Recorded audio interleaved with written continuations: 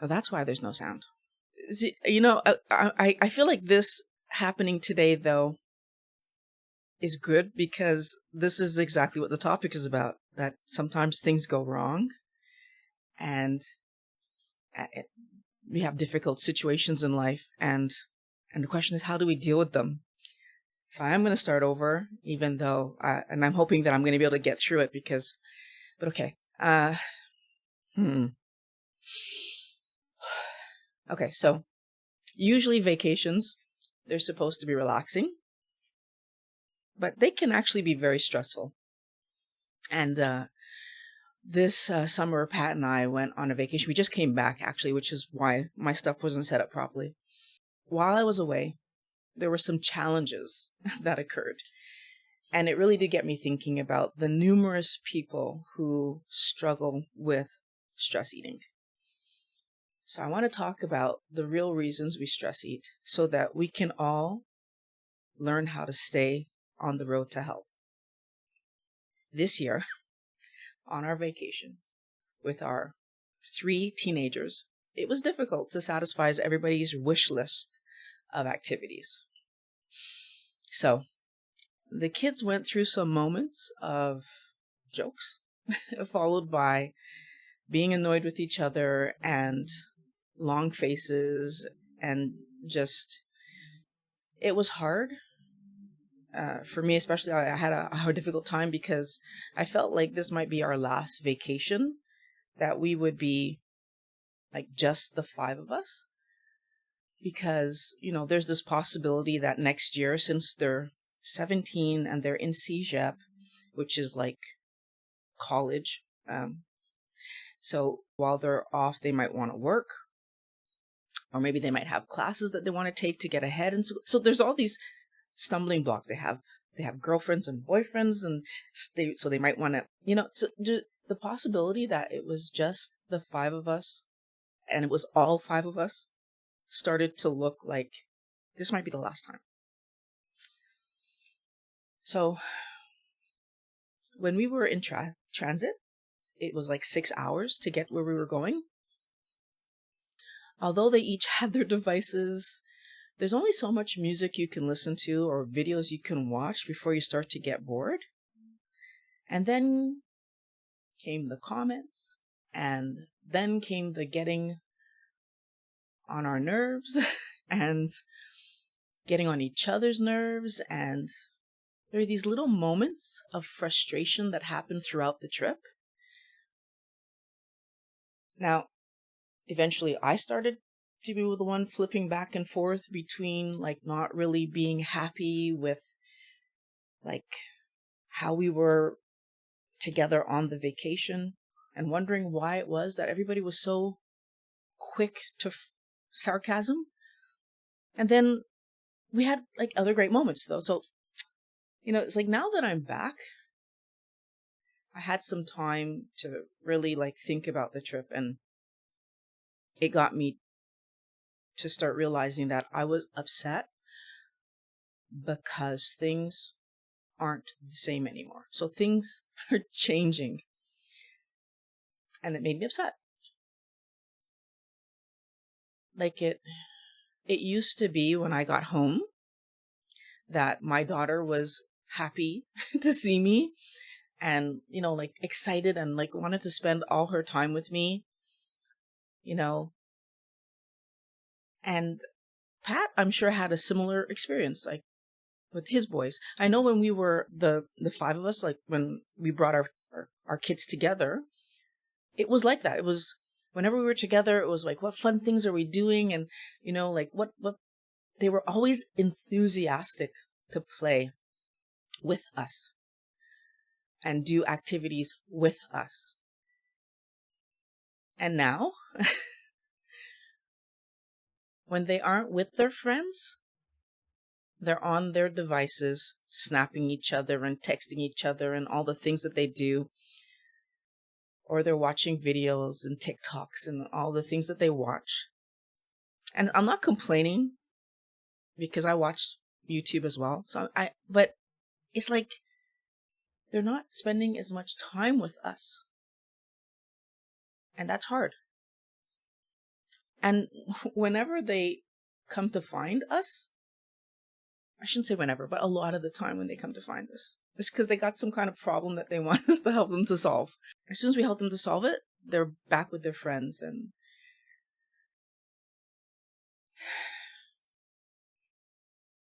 what's hard isn't that they're social and successful with friends. And like, we wanted that. We worked hard for that. I pushed for my daughter to be in gymnastics and to be like, to be out of I wanted her to be more social than I was, because that's important. And we're constantly pushing all three of them to do things. We want them to be social. But what's hard is that I wasn't ready for this. I wasn't ready for them to like spend less time with us. I wasn't sure I was going to be able to get through this twice. And I'm struggling. I was making it the first time.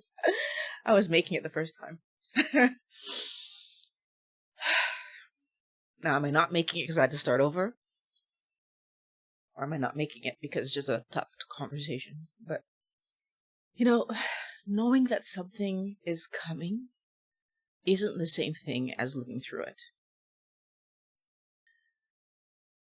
It's emotional knowing that things are changing, that it won't ever be the same again. And although I know it's good, I want all three of them to have people in their life other than us. I mean, partially because I'm not going to be here forever, and I want her to have I want all three of them to have happy, healthy lives.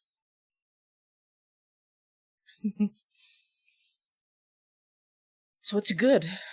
For the most part, it's really good. But it's also sad.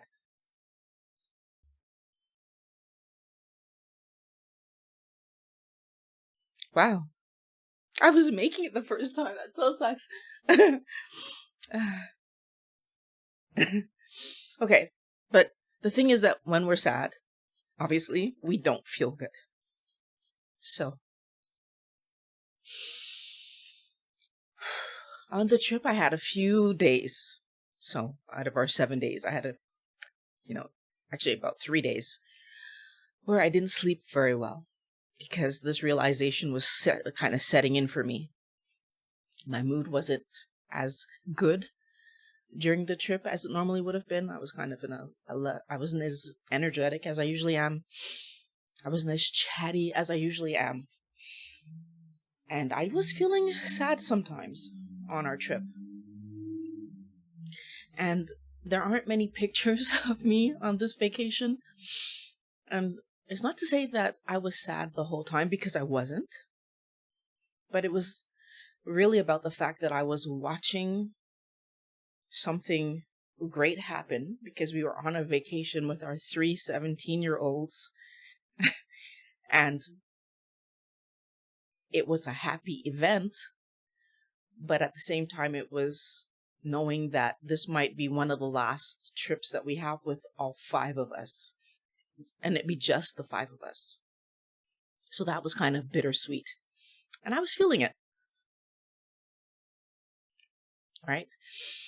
And I'm making this video today because for many people, when negative thoughts happen and disruptive behavior, either from their family, their friends, themselves, or like uncomfortable ideas and realizations happen, or even problems happen in life, like maybe job losses or illnesses, or for many people, when these negative things happen, the reaction would have been to self-soothe with food.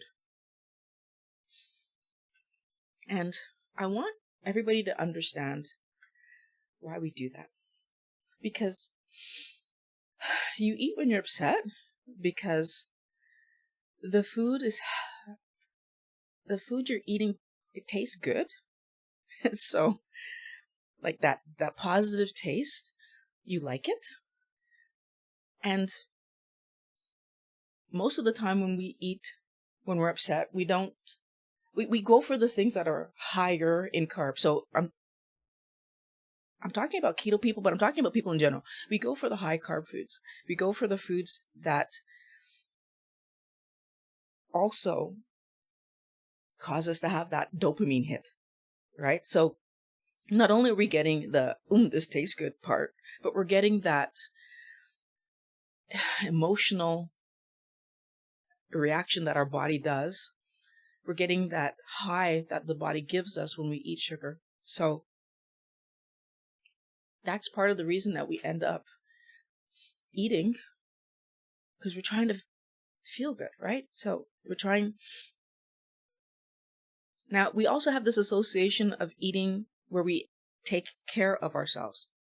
So we eat, and that's a way to show that we're taken care of. So one of the things that I'll say is that, for example, it's not only with carby foods. Like when we're sick, we drink chicken noodle soup, right? There's this idea that the way you take care of yourself is to eat something. When I was in school and I did well, I got rewarded with treats. Like, the teacher gave you candy. Your parents might have bought you something like some kind of treat, or made your favorite meal. What was my favorite meal growing up? Eventually it was pizza, but when I was younger, because we didn't have that till later in life, a lot of the time it was dumpling, which is just flour. So, like, my point is, we are used to taking care of ourselves through eating. The other thing that we don't necessarily always think about that we're doing, but we are, is you're also eating to stop the emotional pain, right? When we eat, we're interrupting this sadness because of the taste and the feelings and the dopamine, the serotonin, and all the neurotransmitters that start flowing, and we feel better. We physiologically even have less pain because some of these neurotransmitters dampen pain. But here's the problem, is that I'm eating to stop the pain, but especially if I have weight issues that I'm trying to solve, the thing that happens then is that I now feel bad for what I've eaten, because eventually I'm done eating it and I know what I've eaten, especially if I'm tracking. I'm seeing my carb numbers go up, or whatever we happen to be tracking, the numbers are going up. And I now don't feel good because I feel like I did against what I was trying to accomplish. So this other goal that I had. So you still feel sad. And after a few hours, or maybe even a few minutes, you're back in the kitchen eating something else. And you're on this roller coaster, right? Trying to feel good. Here's the big secret. The reason that I didn't emotionally eat on this trip was because I actually allowed myself to live my emotions. So when I felt sad, I cried. As you saw just now, I did it again. And when I had thoughts, I thought them. And when I needed to find a solution to something that was happening, I found it. When you are emotional, you need to live your emotions. When you're hungry, that's when you're supposed to eat.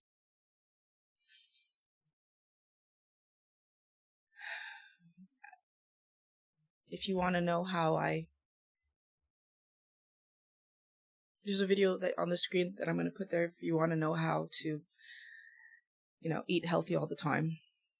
I'm going to link it in the description as well at the end of the video.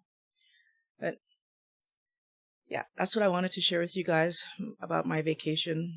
And I hope that me talking about this helps somebody, because we can be healthy.